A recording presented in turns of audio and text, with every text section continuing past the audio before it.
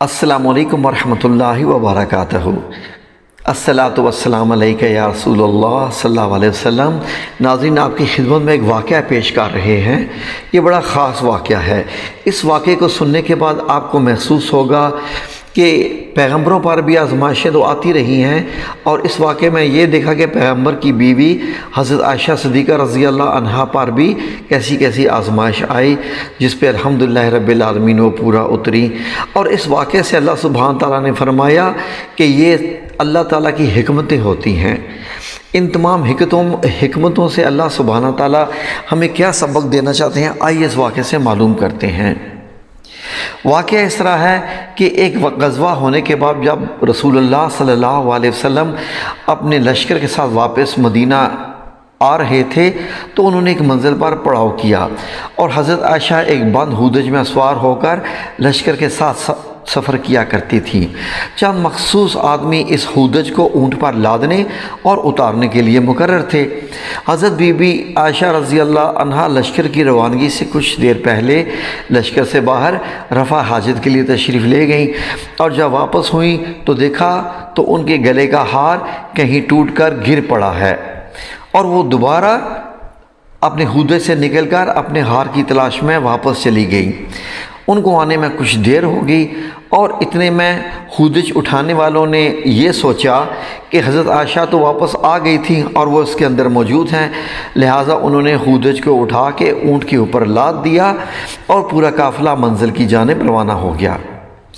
جب حضرت عائشہ رضی اللہ تعالیٰ عنہا منزل پر واپس آئیں تو وہاں تو کوئی آدمی موجود نہ تھا۔ تنہائی سے سخت گھبرائیں، اندھیری رات میں اکیلے چلنا بھی خطرناک تھا، اس لیے یہ وہ سوچ کر وہیں لیٹ گئی کہ جب اگلی منزل پر لوگ مجھے وہاں نہیں پائیں گے ہودج میں تو ضرور میری تلاش میں واپس آئیں گے، اور وہ اسی جگہ سے آ کے مجھے ڈھونڈیں گے، اسی لیے وہ وہیں انتظار کرتے کرتے لیٹی اور لیٹتے لیٹتے سو گئیں۔ ایک صحابی جن کا نام حضرت صفوان بن معطل رضی اللہ عنہ تھا، وہ ہمیشہ لشکر کے پیچھے پیچھے اس خیال سے اپنے اونٹ کے ساتھ ساتھ چلا کرتے تھے تاکہ لشکر کا گرا پڑا سامان اٹھاتے چلے، اور جب اس منزل پر پہنچے تو حضرت بی بی عائشہ رضی اللہ عنہ کو دیکھا،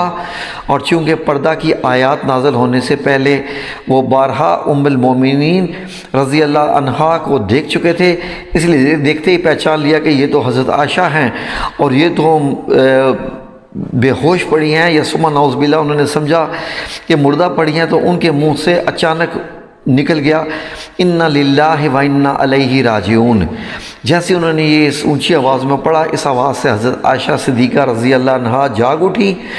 اور حضرت صفوان بن معطل نے ان کو اپنے اونٹ پر سوار کر لیا اور خود اونٹ کی مہار تھام کر پیدل چلتے ہوئے اگلی منزل پر حضور صلی اللہ علیہ وسلم کے پاس جا ملے۔ جب مدینہ پہنچنے پر یہ واقعہ منافقین کے سردار حضرت عبداللہ بن ابی تک یہ واقعہ پہنچا تو اس نے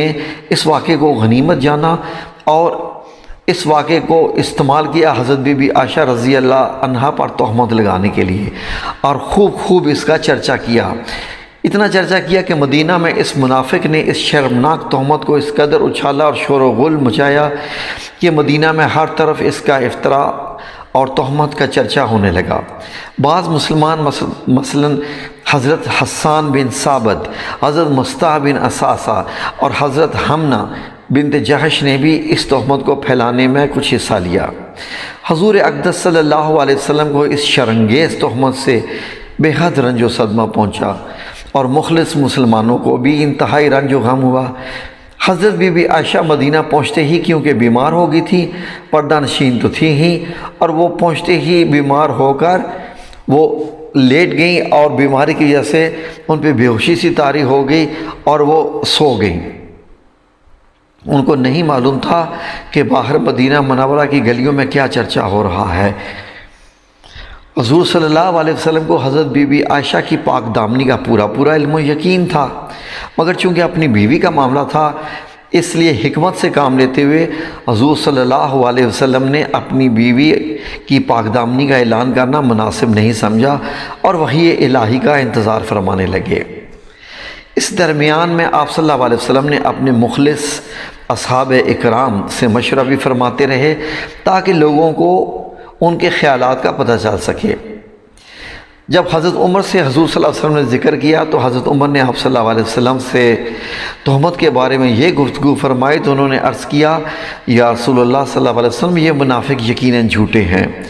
اس لیے کہ جب اللہ تعالیٰ کو یہ گوارا نہیں ہے کہ آپ صلی اللہ علیہ وسلم کے جسم اطہر پر کوئی مکھی بھی بیٹھ سکے، کیونکہ مکھی تو نجاستوں میں بیٹھتی ہے، تو بلا جو عورت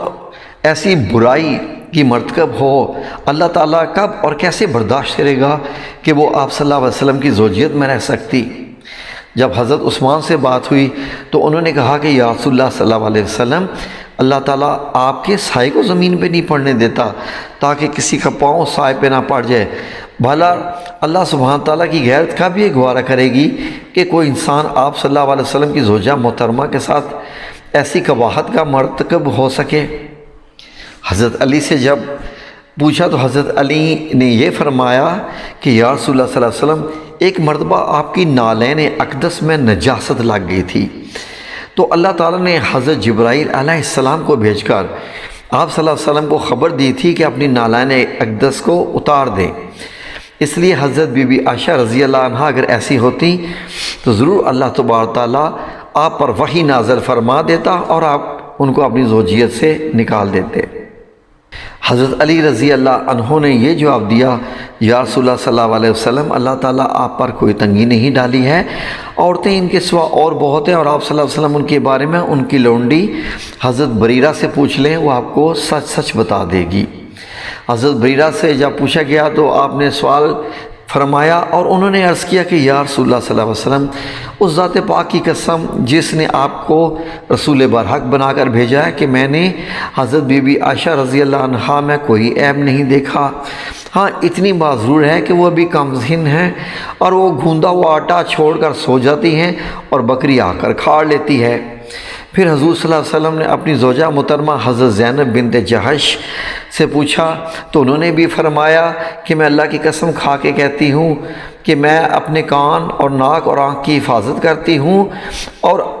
حضرت بی بی عائشہ کو اچھی ہی جانتی ہوں۔ اس کے بعد حضور صلی اللہ علیہ وسلم ممبر پر کھڑے ہو گئے اور انہوں نے مسلمانوں سے یہ خطاب فرمایا کہ کون ہے وہ شخص جو مجھ کو اس شخص سے معذور کر دے گا یا اس میں میری مدد فرمائے گا جس نے میری بیوی پر بہتان تراشی کر کے میری دل آزاری کی ہے۔ اللہ کی قسم میں اپنی بیوی کو ہر طرح کی اچھی ہی جانتا ہوں، اور ان لوگوں منافقوں نے اس بہتان میں ایک ایسے مرد صفوان کا ذکر کیا ہے جس کو میں بہت اچھا جانتا ہوں۔ حضور صلی اللہ علیہ وسلم کی برسر ممبر اس تقریر سے معلوم ہوا کہ حضور اقدس کو حضرت عائشہ اور حضرت صفوان دونوں کی برات طہارت اور عفت و پاک دامنی کا پورا علم اور یقین تھا۔ وحی نازل ہونے سے پہلے آپ صلی اللہ علیہ وسلم کو یقینی طور پر معلوم تھا کہ منافق جھوٹے اور ام المومنین پاک دامن ہیں، ورنہ آپ برسر ممبر قسم کھا کر ان دونوں کی اچھائی کا مجمع عام میں ہرگز اعلان نہ فرماتے، مگر پہلے ہی اعلان عام نہ فرمانے کی وجہ یہ تھی کہ بیوی کی پاک دامنی کا اپنی زبان سے اعلان کرنا حضور صلی اللہ علیہ وسلم نے مناسب نہیں سمجھا تھا، اور جب حد سے زیادہ منافقین نے شور و غوغا شروع کر دیا تو آپ صلی اللہ علیہ وسلم نے ممبر پر آ کر اپنا اظہار کر دیا، مگر اب بھی اعلان عام کے لیے آپ کو وحی الہی کا انتظار تھا۔ یہ ناظرین آپ کو بتایا جا چکا ہے کہ حضرت عائشہ جیسے ہی مدینہ پہنچی تھی تو اس کے بعد وہ بیمار ہو گئی اور کافی دن بیمار رہیں اور ان کو نہیں معلوم تھا کہ یہ باہر کیا ہو رہا ہے۔ ایک دن وہ رفع حاجت کے لیے ایک صحابیہ حضرت ام مستح صحابیہ کے ساتھ کے لیے صحرا میں گئیں تو ان کی زبانی انہوں نے اس دل خراش اور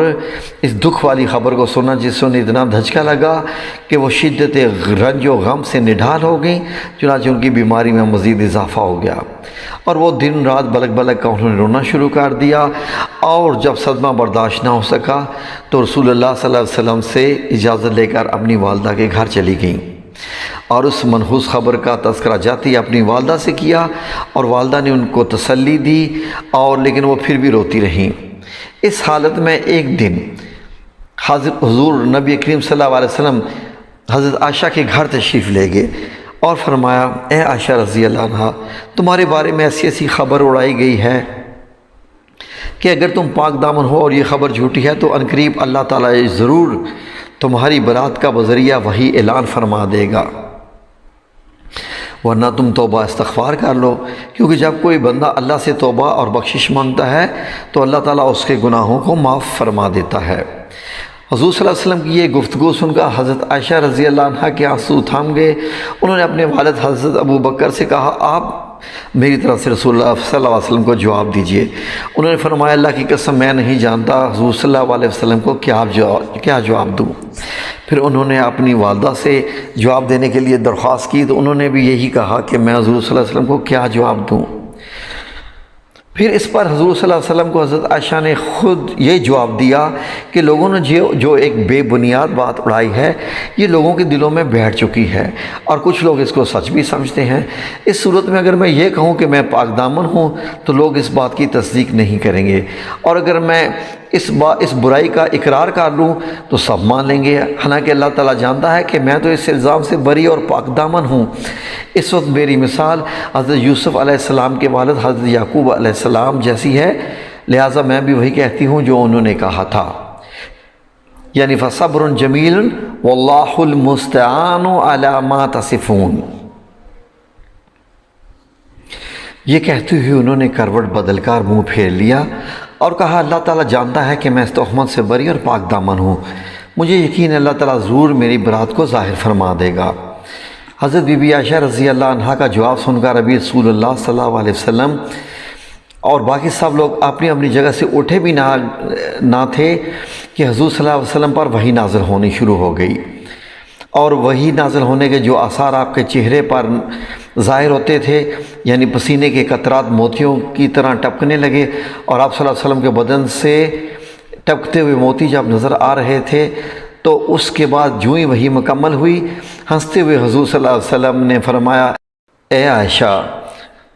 تم اللہ کا شکر ادا کرتے ہوئے اس کی حمد کرو، اس نے تمہاری پر برات اور پاک دامنی کا اعلان فرما دیا ہے۔ اور پھر آپ صلی اللہ علیہ وسلم نے قرآن کی سورہ نور کی ان 10 آیتوں کی تلاوت فرمائی جو ان الذین جاؤوا بالافک سے شروع ہو کر وان اللہ رؤوف رحیم پر ختم ہوتی ہیں۔ تو یہ ناظرین بہت خاص آیات تھیں اور یہ واقعہ ہے جو آپ کی خدمت میں پیش کیا گیا۔ یقیناً اس میں بہت ہی زیادہ حکمت ہے اللہ تعالیٰ کی۔ امید ہے کہ واقعہ آپ کو اچھا لگا ہوگا۔ مزید ہمارے چینل کے ساتھ جڑے رہیے، اور جنہوں نے سبسکرائب نہیں کیا ہمارا چینل سبسکرائب کر لیجئے۔ اللہ تعالیٰ آپ سب لوگوں کو اپنے حفظ و امان میں رکھے۔ جزاکم اللہ خیر۔ اللہ حافظ۔